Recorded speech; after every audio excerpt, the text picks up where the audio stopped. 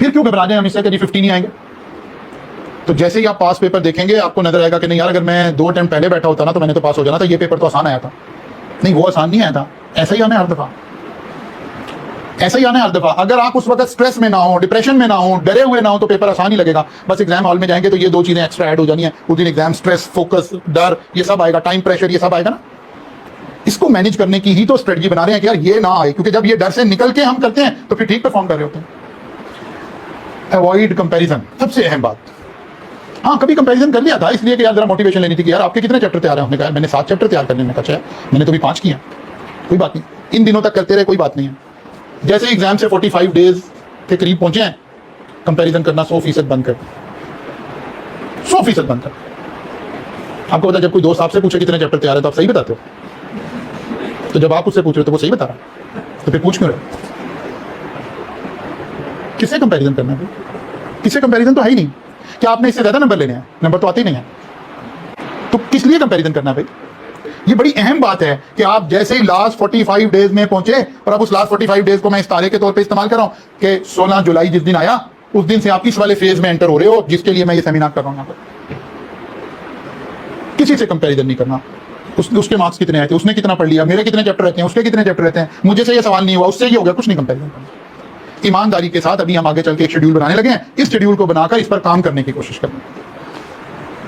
अगर कहीं मसला आ गया खुदा ना खास्ता, तो इमीडिएटली सपोर्ट लें अपने टीचर से, अपने मेंटोर से, अपने उससे।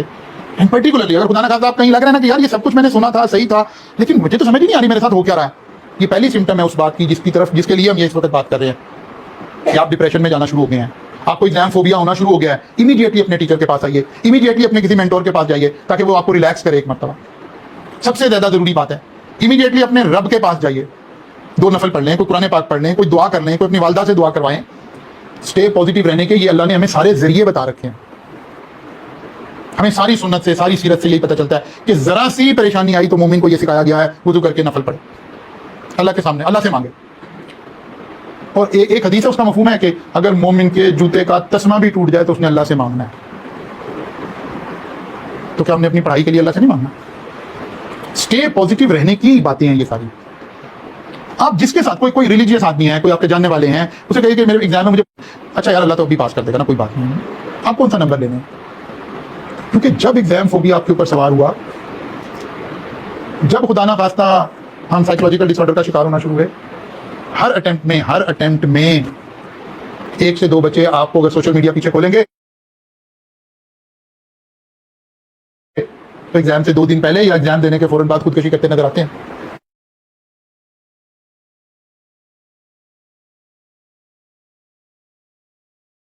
ये कौन से बच्चे हैं? ये वही बच्चे हैं जो स्ट्रेस में, उस फोबिया में वहां तक चले गए कि उन्होंने अपनी जिंदगी का सबसे बड़ा गलत डिसीजन ले लिया। ये अभी 2 अटेम्प्ट पहले यहाँ नहर में बच्चे ने छलांग लगा दी एग्जाम देने के बाद। ये सब यहीं से ही आ रहा है ना, ये कहीं और से तो नहीं आ रहे। ये सब हमने सीखना है। अनफॉर्चुनेटली हमारे पेरेंट्स, हमारा माशरा हमें एक चीज सिखा रहा है, कामयाबी कैसे लेनी है, कामयाबी कैसे लेनी है, कामयाबी कैसे लेनी है। नहीं, इसके साथ सीखने की जरूरत है, खुदा ना खास्ता नाकामी आई तो फेस कैसे करनी है। भाई जिंदगी में तो कामयाबियां भी आएंगी, नाकामी भी आएगी। कभी आपके लिए क्लैपिंग हो रही होगी, कभी आपकी हुटिंग हो रही होगी, तो जिंदगी का हिस्सा।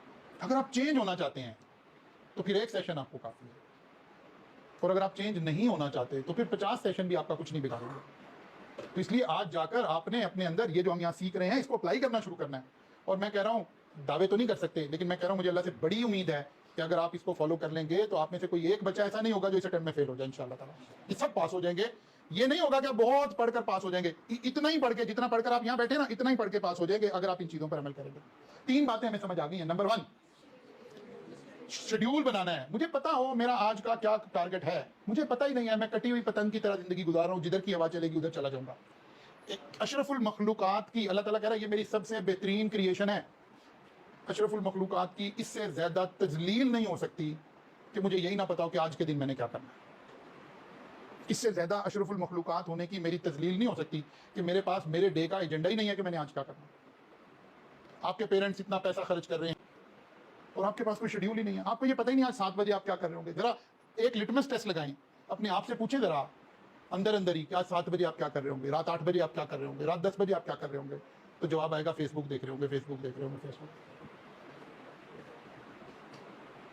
कोई दम नहीं कर सकता, कोई तावीज नहीं आपको दे सकता सक्सेस का। आपको वो टूल सिखा सकता है, उस लेडर के बारे में बता सकता है कि बेटा ये वाली सीढ़ी है, इसके ये इंग्रेडिएंट है, ये आपको सक्सेस पर ले जाएंगे। अमल तो आपने करना है। आपको पता है, मैं वो एक डायलॉग बोला करता हूं कि दुनिया में, बल्कि मैं लफ्ज़ कायनात इस्तेमाल किया करता हूं, कायनात में कोई शख्स ऐसा नहीं है जो आपको चार्टर्ड अकाउंटेंट बना सके सिवाय आपके, और कायनात में कोई ऐसा शख्स नहीं है जो आपको चार्टर्ड अकाउंटेंट बनने से रोक सके सिवाय आपके।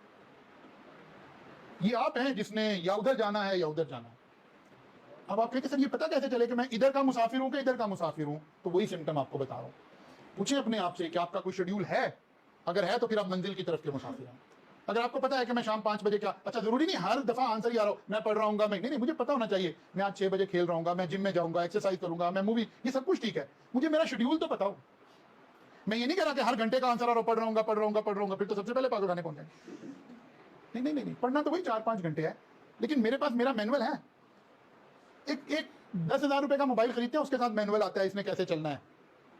ये कायनात की सबसे कॉम्प्लेक्स मशीन पड़ी है, इसको पता ही नहीं है इसने कैसे चलना है, इसको पता ही नहीं है इसका शेड्यूल क्या है, इसको पता ही नहीं इसने आज क्या करना है। इससे बड़ा अलमिया नहीं हो सकता।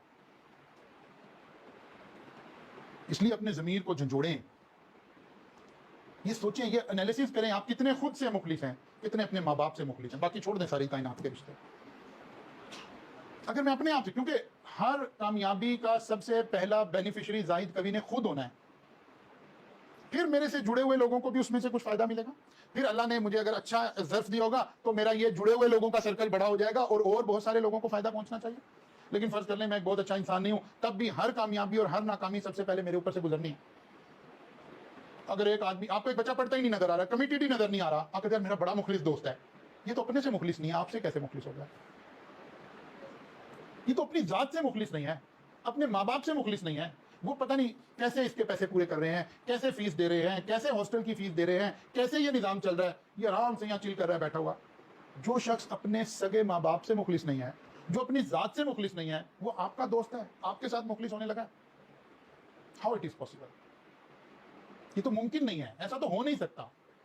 इसलिए झंझोड़ें अपने आप को, अपने ज़मीर को झंझोड़ें, अपने आप से पूछें, आप ट्रेन ए में बैठे हैं, ये सक्सेस की तरफ जा रही है, ट्रेन बी में बैठे हैं, इसकी मंजिल ही नाकामी है, आपको पता चल जाएगा फॉर द टाइम बिंग आप किस ट्रेन में बैठे हो। तो भाई रेगुलर स्टडी, फिर ईटिंग हैबिट अपनी बेहतर करें, थोड़ी बहुत एक्सरसाइज करें। एक्सरसाइज पे ज़्यादा मैं बोल नहीं सकता क्योंकि मेरा अपना वजन बढ़ा हुआ है, ठीक है ना, तो इसलिए मुझे यहाँ